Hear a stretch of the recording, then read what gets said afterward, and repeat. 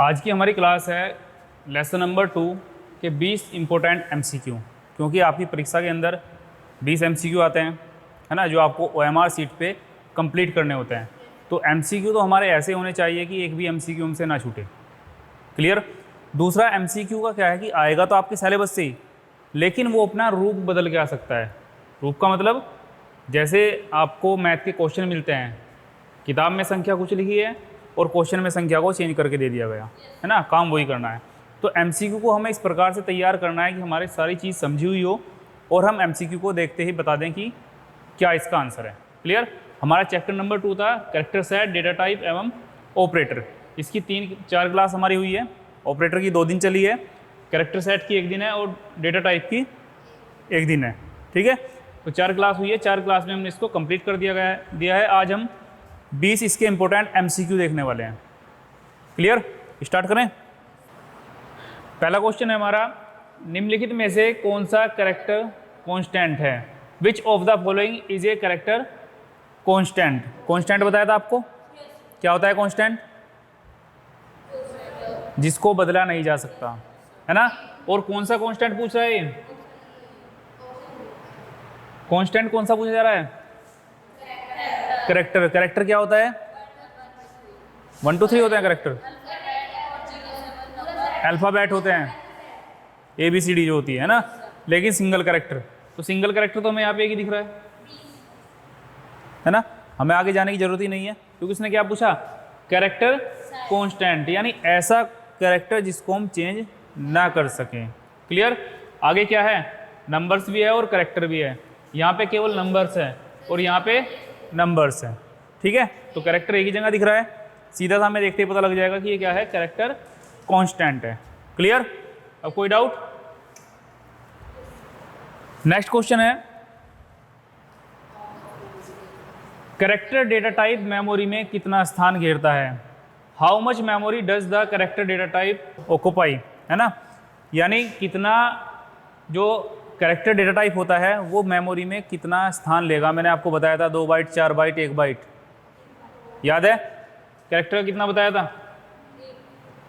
Character का बताया था आपको 1 बाइट। याद नहीं है तो वीडियो को देख लेना। ठीक है, तैयारी रखो अपनी, बिना तैयारी का आ जाओ।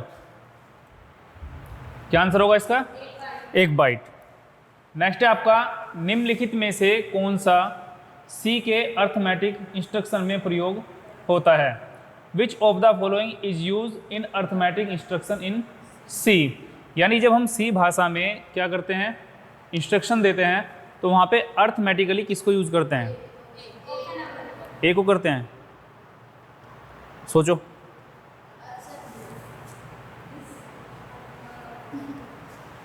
यहाँ पे आपको 3 सिंबल दे रखे हैं। ठीक है, आपके लिए हिंट है, डी नहीं है, इन 3 में से ही है। क्या होगा? क्या बोल रहा है ये? अर्थमेटिक, है ना। अर्थमेटिक का मतलब प्लस माइनस गुना भाग होगी कुछ ना कुछ। तो उसको हम किसके अंदर करते हैं? बी नहीं, सी के अंदर करेंगे। ठीक है, उसको हम किसके अंदर करेंगे? सी के अंदर। जैसे x + y लिख देते हैं, मैक्सिमम ऐसे लिखते हैं ना। तो कौन सा ऑप्शन इसका सही होगा? ऑप्शन सी सही होगा। सब पढ़ा हुआ है, बस क्वेश्चन थोड़ा आपको घुमा रहा है। दूसरा, आप घर से तैयारी करके नहीं आए होंगे, मुझे पक्का पता है ना, इस वजह से आप फेल हो रहे हैं, वरना है वही। चलिए आगे। निम्नलिखित में से कौन अर्थमेटिक ऑपरेटर नहीं है? Which of the following is not a arithmetic operator? Operators पढ़ाए थे आपको, है ना। तो इनमें से पूछा जा रहा है कि कौन सा अर्थमेटिक ऑपरेटर नहीं है। कौन नहीं है बताओ? ए, बी, क्योंकि ये कौन सा है? रिलेशनल है, लेस देन, पढ़े थे ना। ये सब क्या है? अर्थमेटिक है। ये भाग करेगा, ये गुणा करेगा, और ये क्या है? मॉड्यूलस। मॉड्यूलस पढ़ के आए थे ना इसको, तो ये अर्थमेटिक में ही तो था। ये मॉड्यूलस है, ये गुणा का है, और ये भाग का है, डिवीजन का है। ये केवल रिलेशनल है। तो वो यही पूछ रहा है कि कौन अर्थमेटिक ऑपरेटर नहीं है। क्लियर। नेक्स्ट, निम्नलिखित में से कौन एक लॉजिकल ऑपरेटर है? इस बार क्या पूछा जा रहा है? लॉजिकल ऑपरेटर, जहाँ पे लॉजिक काम करता है। Which of the following is a logical operator, कौन सा होगा? लॉजिकल ऑपरेटर कौन से होंगे? All of these. ठीक है, नेक्स्ट क्वेश्चन है, सी में टर्नरी ऑपरेटर का सिंटैक्स क्या है? What is the syntax of the ternary operator in C? बताया था आपको मैंने जब क्वेश्चन कराया था लास्ट में, इसको हम टर्नरी ऑपरेटर भी बोलते हैं, बताया था ना?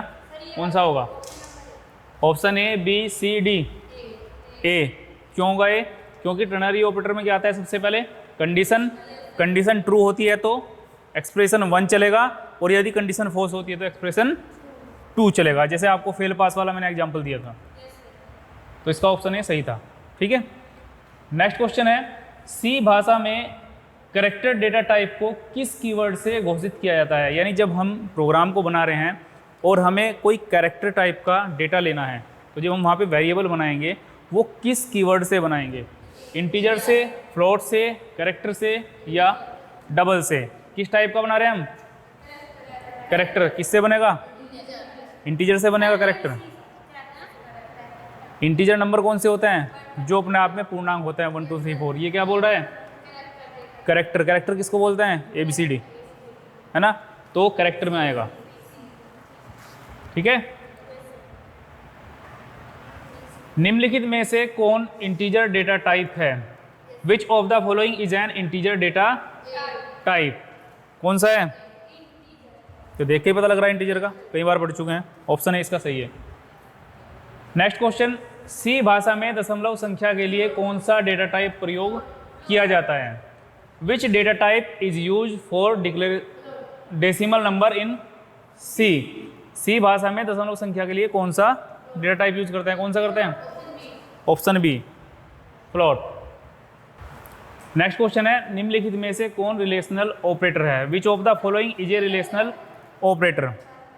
ठीक है, तो इनमें से कौन सा आपका रिलेशनल ऑपरेटर, ये आपको बताना है।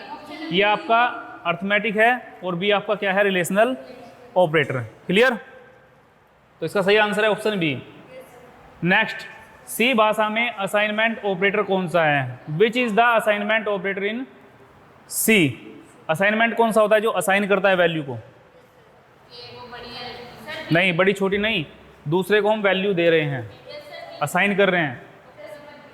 कौन सा होगा? Option number A. भूल गए सब, है ना? ए बराबर 10। 10 किसकी वैल्यू है? ए की। किसने बताया? बराबर नहीं तो साइन किया, तो वही तो इसका राइट आंसर है। नेक्स्ट क्वेश्चन है, सी भाषा में बराबर यानी इक्वल टू की जांच करने वाला ऑपरेटर कौन सा है? Which operator is use to check equality in C? यानी इस बार हम क्या देख रहे हैं? दोनों वैल्यू को कंपेयर कर रहे हैं, ये वाली भी और ये वाली भी। तो राइट आंसर क्या होगा? बी। पहले वाला किसके लिए? असाइन करने के लिए, और दूसरे वाला इक्वल, कंपैरिजन करने के लिए। निम्नलिखित में से कौन यूनरी ऑपरेटर है? टर्नरी पढ़ा था। टर्नरी के बाद एक यूनरी होता है जो आपका इंक्रीमेंट और डिक्रीमेंट वाले होते हैं, ठीक है, उसको बोलते हैं हम। तो इसमें कौन सा होगा? ए। नेक्स्ट क्वेश्चन है, मॉड्यूलस ऑपरेटर का उपयोग किसके लिए किया जाता है? What is the modulus operator use for? आपके 4 ऑप्शन दिए गए हैं, ऑप्शन ए, बी, सी और डी। राइट आंसर क्या होगा इसमें?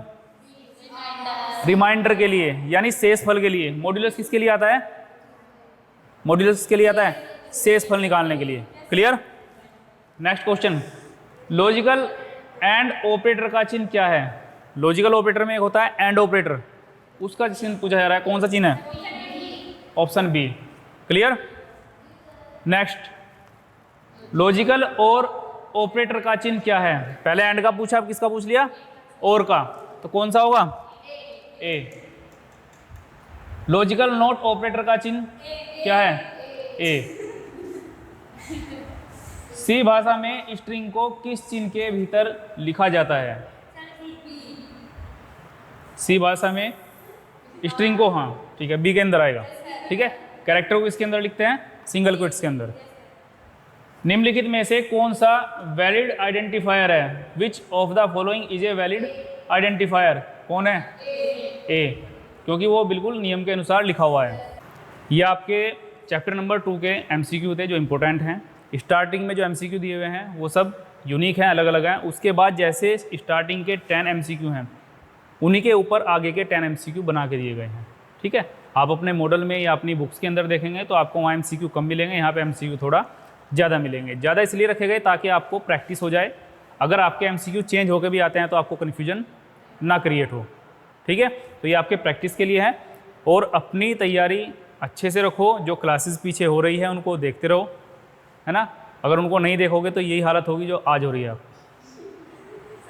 पढ़ा बहुत कुछ है, अच्छे से पढ़ा है ना, लेकिन जब क्वेश्चन सामने आए तो ऐसा लगा कि कुछ देखा था लेकिन अब समझ में नहीं आ रहा। क्यों नहीं आ रहा? क्योंकि हमने उसको रिवाइज नहीं किया। रिवाइज नहीं करोगे तो समझ नहीं आएगा।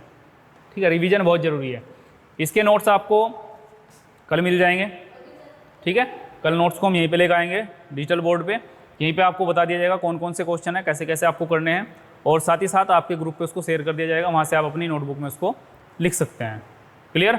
अब कोई डाउट?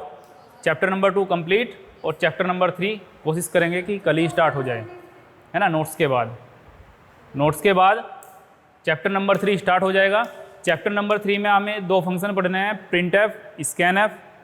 ठीक है, उसके बाद जो उसके टॉपिक्स हैं चैप्टर नंबर 3 के वो पढ़ेंगे, और फिर आपकी प्रोग्रामिंग स्टार्ट होगी।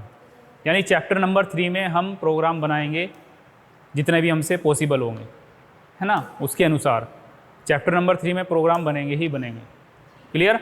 मोबाइल पे कैसे बनाओगे, अपने सिस्टम पे कैसे बनाओगे, सब आपको मैं यहीं पे गाइड करूँगा।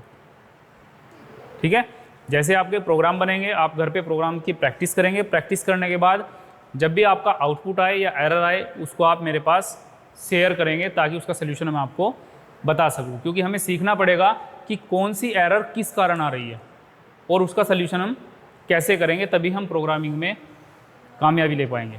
ठीक है, तो आज की क्लास को यहीं तक रखते हैं।